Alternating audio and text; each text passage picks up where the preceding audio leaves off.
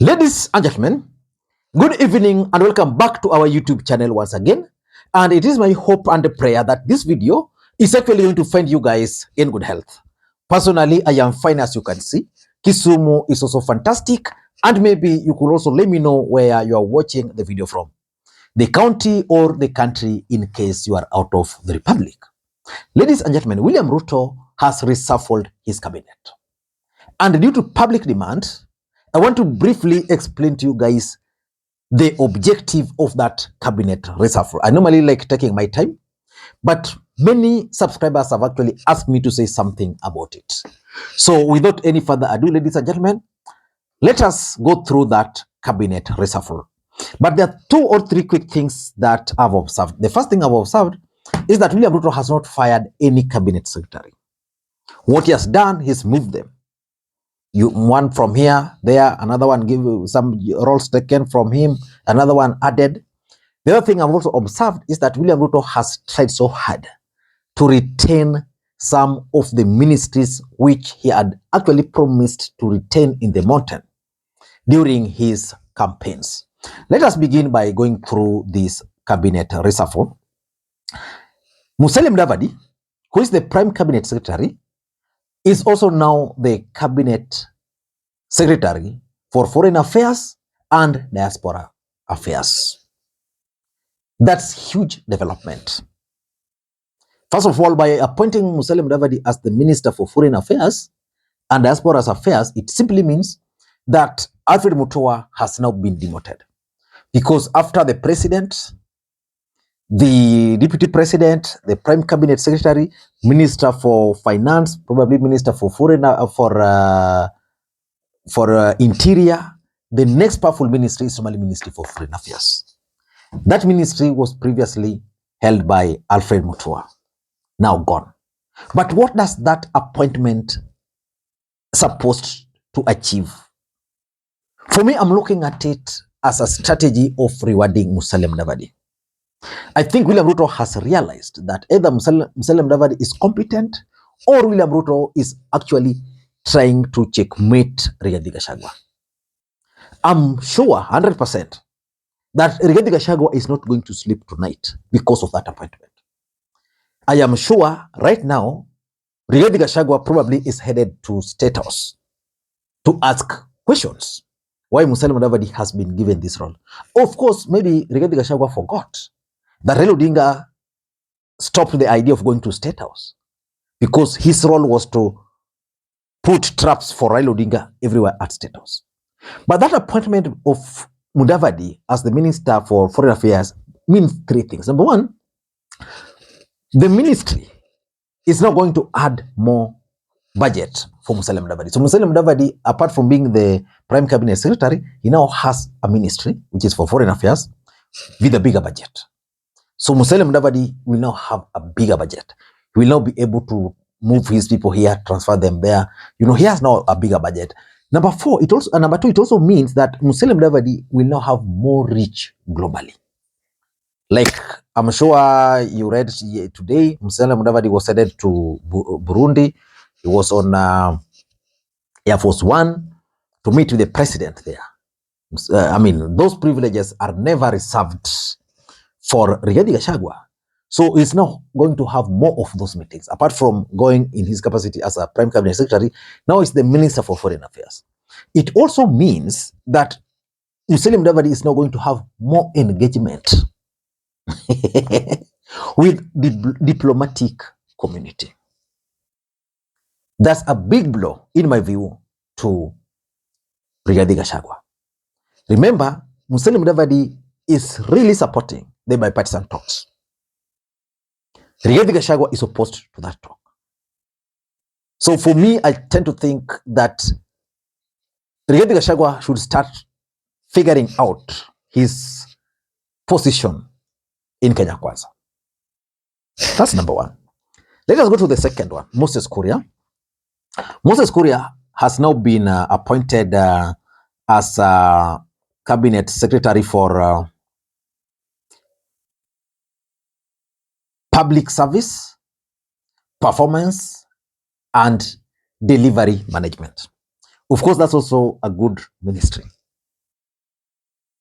But for me, it's a demotion because Moses Kuria was actually the Minister for Investment, Trade and Industry. And that is the ministry that Moses Kuria actually negotiated when he was joining Kenya Kwanza or UDA. He wanted the Ministry for Investment, Trade and Industry. For one main reason, that the Kikuyu community were businessmen and they needed one of their own to secure their interest. Because by that time, there was this story that Uhuru Kenyatta had actually destroyed Kikuyu businesses.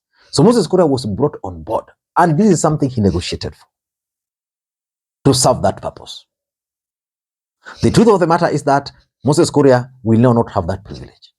He's now going to go to public service. But William Ruto has retained that position in the mountain. Rebecca Miano is now the new cabinet secretary for investment, trade, and industry. Which begs the question, what about Adan Mohammed, who is the advisor on economy, who's been working with Ruto across the world as the cabinet secretary for trade and industry? My understanding is that William Ruto didn't want this ministry to leave the mountain. And he has now chosen Rebecca Miano, who is not really into politics, and Adan Mohammed, who is also not really into politics. They'll be working from the background. Now, let us go to the next one, who is Alice Wahome. Alice Wahome was the cabinet secretary for water and irrigation. Again, another lucrative ministry with a high budget allocation because of the dams, it's a serious ministry. That's what Alice Wahome wanted. But of course, Alice Wahome has now been transferred to a more lucrative ministry. I think William Ruto didn't want a situation where people like Alice Wahome would make noise when they can be moved to another more lucrative ministry. For example, if Alice Wahome was to be moved to another smaller ministry for that matter, should make noise. Moses Kuria making noise, Rigathi Gachagua making noise, Alice Wahome making noise. I think Ruto would not have managed that. So Alice Wahome is now the Minister for Lands, Public Works, Housing and Urban Development. Very good ministry. In fact, for me, it's even better than the Ministry of Water, Irrigation and Sanitation. For me, that's very, very important. So I don't know why Ruto has decided to do that, but probably the current Minister for Lands, Public Works and Housing and Urban Development, which is Zakari Mwangi, is not really into politics.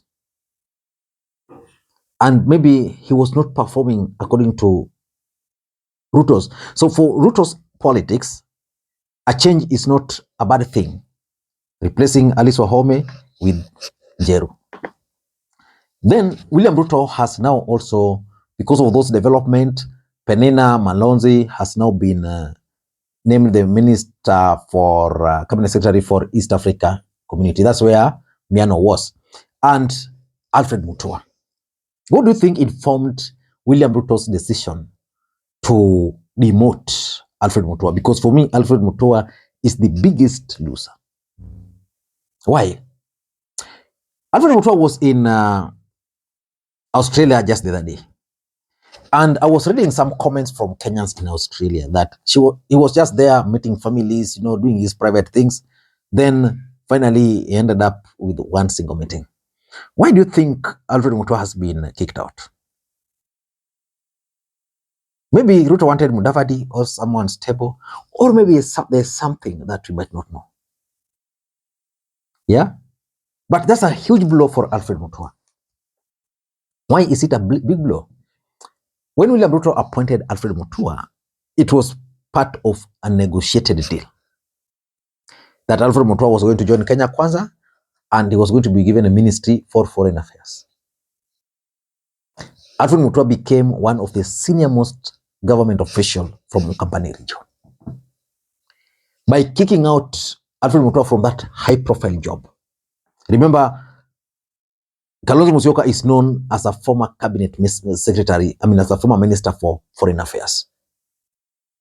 So, Ruto intended to dilute that profile by appointing Mutua. So, for me, the demotion, probably William Ruto has realized that Alfred Mutua is not adding any value per se as far as Ukambani politics is concerned, because politics is about interest. So maybe Ruto has realized that. And let's wait and see how it's going to move out, to pan out. Then there's also another important appointment that has been made there. Aisha Jumwa has now been added the ministry. She's now the minister for Aisha Jumwa is now the minister for gender, culture, arts, and heritage. Previously, she was the minister for gender, culture, and heritage. The truth is, William Ruto has removed the arts department from Ababu Namwamba. It doesn't add up as it add up. Yeah, so probably Ababu Namwamba has been removed from that arts thing.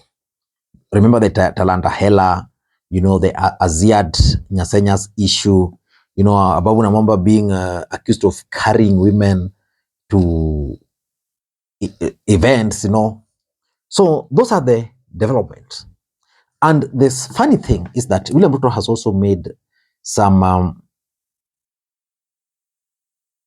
appointments also. And from what I'm seeing, majority of Kikuyu ambassadors have been kicked out. We'll go into those details maybe tomorrow. And I'm also shocked that in all this,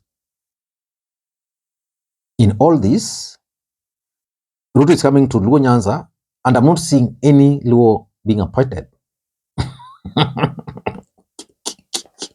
Of course, Luos are not shareholders, but Ruto is coming here. Probably tomorrow we'll see another appointment of board members. Ruto likes appointing Luos to chair Sonu, Chemelil, board member, like Victoria South, like Basin Development Authority. Yeah, but I'm seeing some appointments to the cabinet, to ambassadors here. Yeah, I'm seeing some appointment to the cabinet here. To the ambassadors. Yeah. No Luo there. And of course, William Ruto has also appointed Isaac Maura as government spokesman. And he has also appointed some 2 deputy, Mwanaisha Chitzuga, and also deputy government spokesperson, Gabriel Muduma. So let us wait and see how all these things are going to pan out. Bye-bye.